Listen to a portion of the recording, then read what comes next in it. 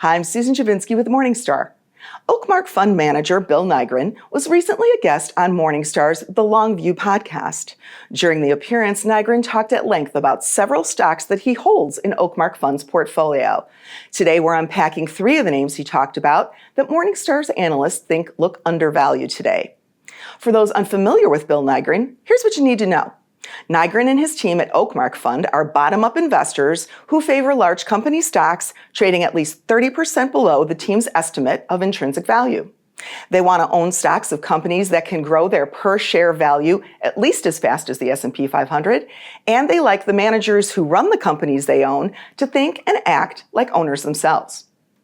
The first undervalued stock that Nygren talked about on the podcast is One Financial. Capital One was Oakmark Fund's second largest holding as of June 30th.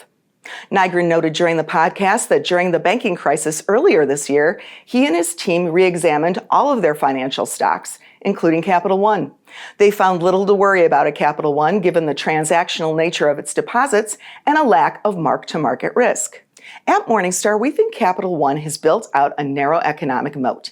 Its heavy investment in technology and marketing has allowed it to build a robust online asset and deposit base that's national in scope, giving the firm scale without having to maintain a sizable branch network. We think Capital One stock is worth $146 and shares trade well below that. The second undervalued stock Nygren discussed during the podcast was Schwab.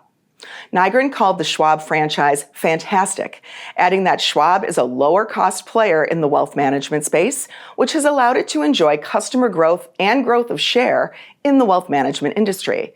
Morningstar assigns Schwab a wide economic moat rating thanks to its scale and cost efficiency. We think the bank side of the business is fine from a liquidity and capital standpoint, but it could take a couple of years before earnings are on an upward trajectory. But after interest rates have reset, we expect the firm to enjoy many years of double-digit earnings growth. We've assigned Schwab stock an $80 fair value estimate, and we think shares are attractive for long-term investors. The last undervalued stock Nygren mentioned during the podcast was Disney. Specifically, Nygren talked about CEO Bob Iger's significant cost-cutting, which Nygren expects to be value maximizing for Disney. At Morningstar, we assign Disney a wide economic moat, thanks in part to the pricing power of its network segments and its Disney-branded businesses. Disney's streaming segment appears on track to break even near the end of fiscal 2024, and new streaming bundles may help increase engagement and lower churn. We expect average annual top-line growth for Disney of 6% through fiscal 2027, and for overall operating margin to improve to 21% in fiscal 2027 from 8% in fiscal 2022. We think Disney stock is worth $145. For more stock ideas, be sure to subscribe to Morningstar's YouTube channel and visit Morningstar.com.